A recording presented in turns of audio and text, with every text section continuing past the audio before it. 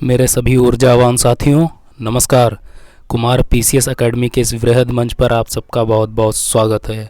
स्वागत करना चाहूँगा विशेष रूप से 17 उन नौजवान साथियों का जिन्होंने हाल फिलहाल में हमारे चैनल को सब्सक्राइब किया।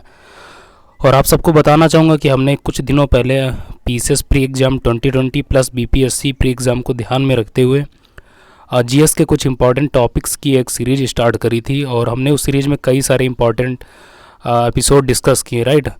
और जो हमारा ये आज का एपिसोड है उसी सीरीज़ का ही नेक्स्ट एपिसोड है और जिसमें हम आज आप सबके साथ बहुत ही इंपॉर्टेंट टॉपिक के बारे में चर्चा करेंगे, right friends. So let's start our discussion. आप देख सकते हैं जो हमारा आज का टॉपिक है वो बेसिकली है इंडियन लेजिस्लेचर, राइट। और इस टॉपिक को डिस्कस करने से पहले आपको बताना चाहूँगा कि हम सब सरकार शब्द के बारे में जानते हैं, पढ़ते लिखते हैं, सरकार क्या है, राइट, ये सारी चीज़ें। सो यहाँ मैं आपको बताना चाहूँगा कि जो सरकार है बेसिकली 3 चीज़ों से मिलकर बनी होती है, राइट। और वो 3 कंपोनेंट कौन से हैं? तो पहले आप देखेंगे कि कार्यपालिका, राइट, कार्यपालिका, दिस वन। फिर नेक्स्ट आप देखते हैं प्लस लेजिस्लेचर, जिसे आप विधायिका के नाम से कहते हैं, जानते हैं, राइट।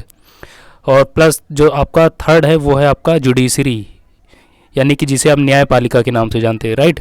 यानी कि न्यायपालिका प्लस कार्यपालिका प्लस विधायिका, इन तीनों को अगर मिला दिया जाए तो सामूहिक रूप से इसे ही सरकार का नाम दिया जाता है, राइट। यही सरकार है।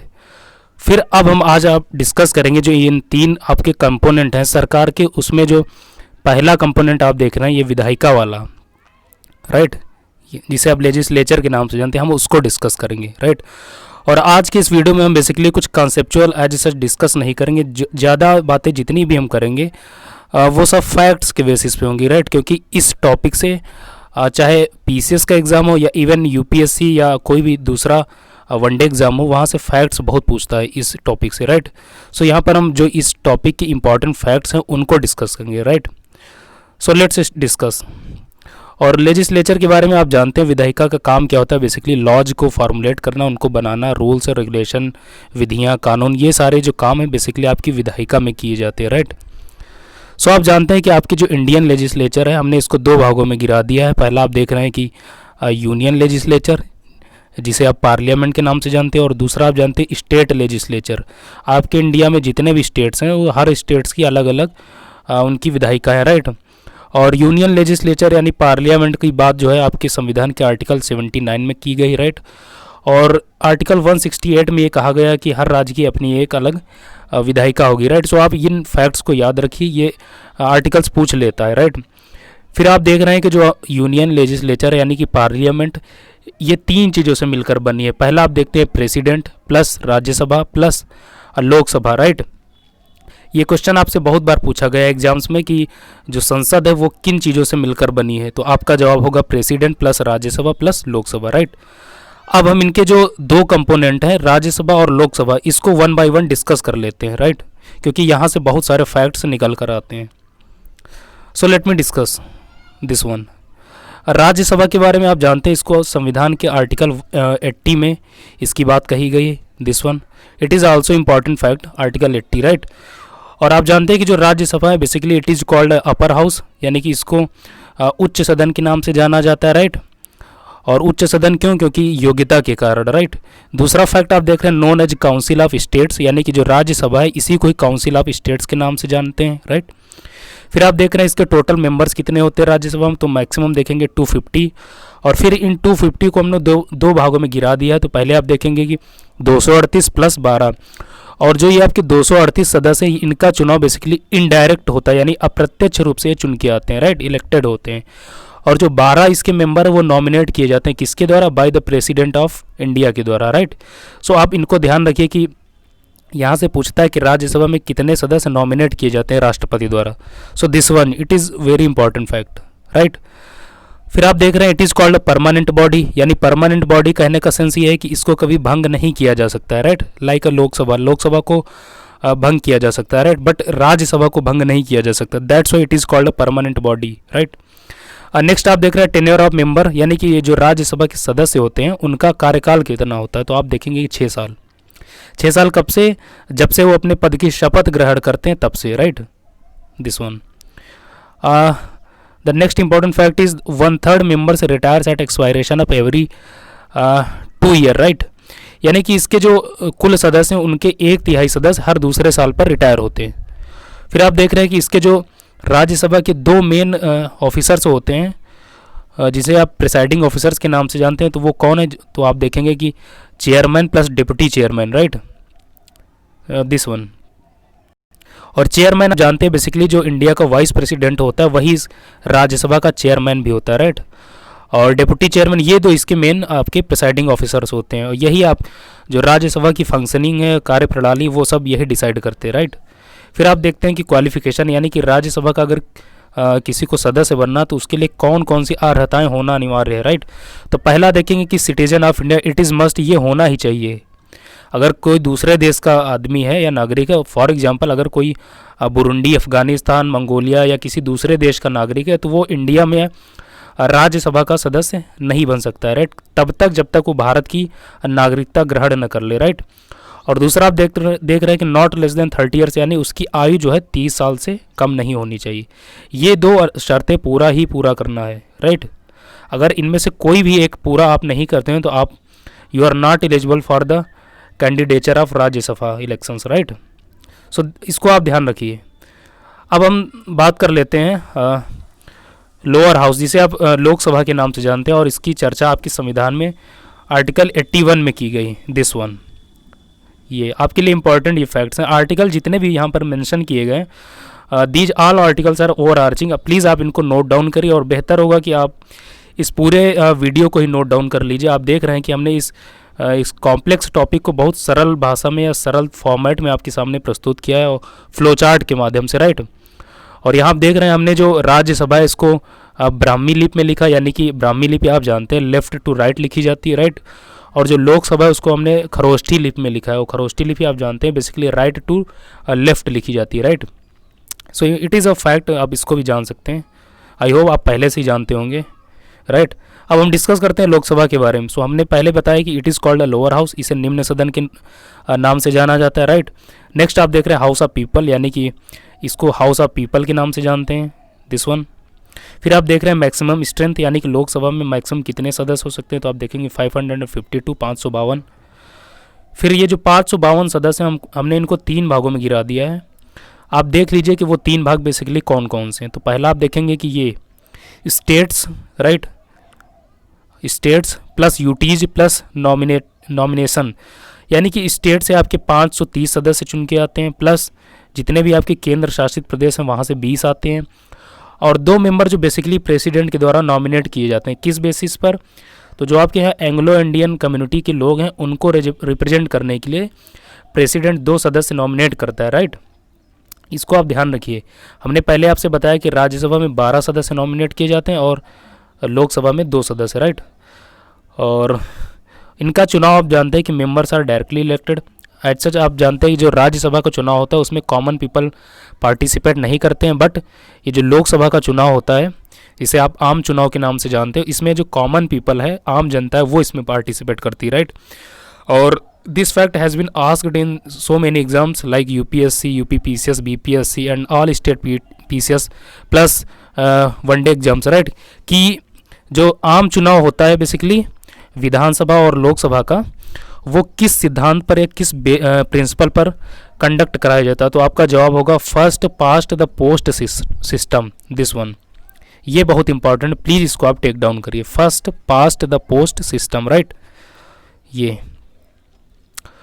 अब हम आगे बात करते हैं इनके जो टेन्योर के बारे में, यानी जो लोकसभा के सदस्य होते हैं उनका कार्यकाल कितना होता है। तो आप देखेंगे 5 साल का होता है। और लोकसभा के जो प्रिसाइडिंग ऑफिसर्स होते हैं आप जानते हैं इनको स्पीकर और डिप्टी स्पीकर होते हैं, राइट। हमने राज्यसभा में बात की थी कि वहाँ चेयरमैन और डिप्टी चेयरमैन होता है, और लोकसभा में स्पीकर और डिप्टी स्पीकर होता है, राइट। स्पीकर अगर आपसे बात की जा रही है कि शब्द स्पीकर के बारे में, तो आप समझ जाएंगे कि लोकसभा के बारे में बात की जा रही है, राइट।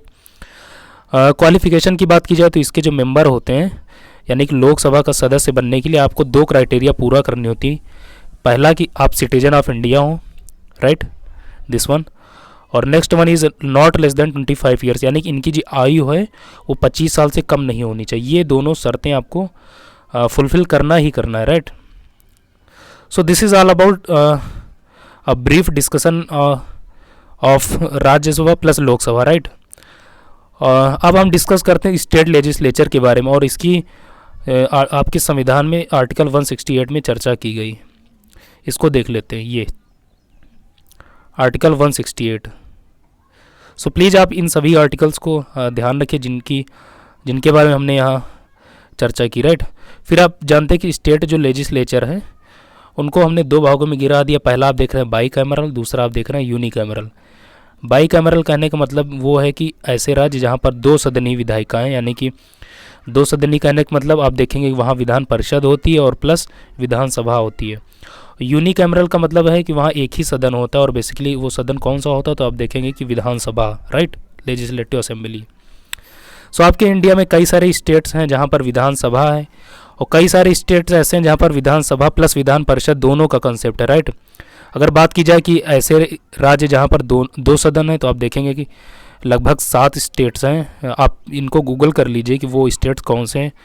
मैं दो एक आपको एग्जांपल दे रहा हूँ, जैसे यूपी, राइट, यहाँ आप जानते हैं विधान परिषद भी है, विधानसभा भी है। बिहार, महाराष्ट्र, कर्नाटका, राइट, आंध्र प्रदेश, ये चीज़ें। सो प्लीज़ आप इनको गूगल करिए और मेंशन कर लीजिए अपने नोट्स में। अब हम डिस्कस करते हैं बेसिकली लेजिस्लेटिव काउंसिल के बारे में। It is commonly known as Vidhan Parishad in common, right, और it is mentioned in article 169 of your constitution, यानी कि संविधान के 169वें आर्टिकल में इसकी चर्चा की गई, दिस वन। फिर आप जानते हैं it is called upper house, इसको उच्च सदन के नाम से जाना जाता है आपकी स्टेट की विधायिका का, राइट। फिर इसके जो मैक्सिमम स्ट्रेंथ है तो आप देखेंगे 1/3 of total strength of assembly, यानी कि विधायिका में कुल सदस्य जितने हैं उसका 1/3 आप निकाल लीजिए, वही इसकी जो विधान परिषद है उसकी मैक्सिमम संख्या ही हो सकती है, राइट। फॉर एग्जाम्पल, अगर आपकी स्टेट की विधायिका में कुल 300 सदस्य हैं, हम उदाहरण के लिए समझ रहे हैं, तो इसका 1/3 आप निकाल लीजिए, 1/3, तो 1/3 आप निकालेंगे तो ये आई थिंक 100 आएगा, राइट। और ये जो 100 संख्या निकल के आ रही, यही मैक्सिमम नंबर होगी किसकी, आपकी विधान परिषद की मैक्सिमम संख्या होगी, यही स्ट्रेंथ यही होगी, right. So this is maximum strength of Vidhan Parishad. और मिनिमम स्ट्रेंथ आप जानते हैं कि 40 या 40 members are indirectly elected, right. जैसे राज्यसभा के मेंबर्स इनडायरेक्टली इलेक्टेड होते हैं, उसी तरह विधान परिषद के भी। और it is called permanent body, right, permanent body इसको कहा जाता है, क्यों, क्योंकि इसको भी भंग नहीं किया जा सकता है कभी, राइट। फिर आप देखेंगे 1/3 of its members retire every second years, यानी कि इसके जो कुल सदस्य हैं उसका 1/3 सदस्य हर दूसरे साल पर रिटायर होते हैं। और इसके भी सदस्यों की अगर टेन्योर की या कार्यकाल की बात की जाए तो आप देखेंगे उनका जो कार्यकाल होता है बेसिकली 6 साल का होता है, राइट। ये आपके जो विधान परिषद के कुछ इंपॉर्टेंट फैक्ट्स थे, हमने उनके बारे में चर्चा की। अब हम बात करेंगे लेजिस्लेटिव असेंबली, विधानसभा। मुझे लगता है विधानसभा शब्द कहते ही आप समझ गए होंगे विधानसभा के बारे में, काफ़ी कुछ चीज़ें हम सब जानते हैं, राइट, क्योंकि ये डे टू डे लाइफ में हम लोग इससे वाकिफ़ होते रहते हैं, बातें सुनते हैं, राइट। आप जानते हैं कि विधानसभा की चर्चा आपके संविधान के आर्टिकल 170 में की गई, दिस वन। सो ये इंपॉर्टेंट फैक्ट्स हैं आपके लिए। और आप जानते हैं कि ये लोअर हाउस यानी कि निम्न सदन के नाम से जाना जाता है विधानसभा। विधानसभा की मैक्सिमम स्ट्रेंथ की बात की जाए तो 500, यानी 500 से ज़्यादा सदस्य नहीं हो सकते हैं किसी भी विधानसभा में, राइट। मिनिमम स्ट्रेंथ की बात की जाए तो 60, यानी कि 60 से कम सदस्य नहीं हो सकते हैं किसी भी विधानसभा में। बट इसके कुछ एक्सेप्शंस हैं, आप उनको प्लीज़ ध्यान रखिए। सवाल यहाँ से गिराता है कि एक्सेप्शन पे, राइट। तो एक्सेप्शन में आप देखेंगे गोवा, वहाँ पर मिनिमम उनकी संख्या है 40। मिजोरम आप देखेंगे 40। सिक्किम 32। प्लीज़ आप इन तीनों फैक्ट्स को अपने माइंड में एकदम सेट कर लीजिए। ये चीज़ यहाँ से सवाल ज़रूर गिरेगा, राइट। अब आप देख रहे हैं members are directly elected by the people, यानी कि जिस प्रकार हमने बात की थी कि लोकसभा का जो चुनाव होता है वहाँ कॉमन पीपल या आम जनता जो है वो पार्टिसिपेट करते हैं, उसी तरह विधानसभा के चुनाव में ही में भी जो कॉमन पीपल है वो पार्टिसिपेट करते हैं, राइट। और यहाँ हमने देखा था कि जो लोकसभा है उसमें 2 सदस्य नॉमिनेट किए जाते हैं by the president, right, this one, Anglo Indian community का रिप्रेजेंटेशन करने के लिए, ठीक। और राज्यसभा में 12, ये चीज़। अब हम यहाँ देख रहे हैं विधानसभा के बारे में, राइट।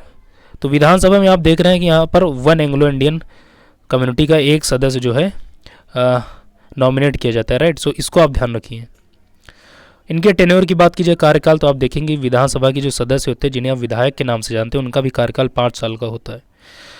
अब यहाँ पर कुछ इंपॉर्टेंट फैक्ट्स की बात कर लेते हैं। यूटीज़ विद लेजिस्लेटिव असेंबली, यानी कि वैसे केंद्र शासित प्रदेश जहाँ पर लेजिस्लेटिव असेंबली का कॉन्सेप्ट है, राइट। तो आप देखेंगे दिल्ली, और इनकी जो मैक्सिमम स्ट्रेंथ है तो 70, राइट। पौंडीचेरी आप जानते हैं 30, और JNK अभी हाल ही में इसमें काफ़ी सारे चेंजेस हुए थे 2019 अगस्त, राइट।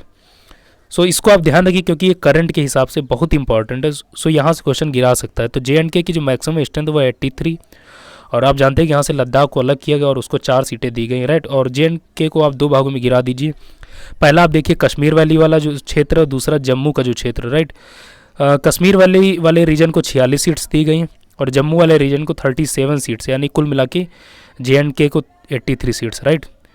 सो इसका हमने बाइफर्केशन किया है, सो आप इसको ध्यान रखिए ये।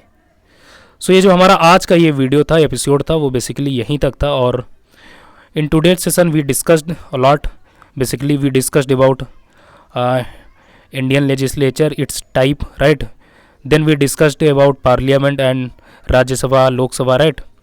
Then we discussed about state legislatures, especially we discussed about legislative council plus legislative assembly, right. ये सारी चीज़ें हमने आज के इस वीडियो में डिस्कस की, और ये बहुत इंपॉर्टेंट फैक्ट्स हैं। आप जानते हैं कि आप अगर एग्ज़ाम देते हैं या अनसॉल्व पेपर सॉल्व करते हैं तो आप देखते होंगे कि यहाँ से कितने सारे क्वेश्चन पूछे जाते हैं, या राइट। और आई होप कि ये आगे भी पूछे जाएंगे, और राइट। सो चलिए आज के इस वीडियो को यहीं पर समाप्त करते हैं। आई होप कि आपने इस वीडियो को एंजॉय किया होगा, काफ़ी उपयोगी लगा होगा आपको ये डिस्कशन, राइट। सो प्लीज़ हमारे इस वीडियो को लाइक करें, शेयर करें, कमेंट करें, और अगर आपने पहली बार इस चैनल पर विजिट किया तो please do subscribe this channel, right.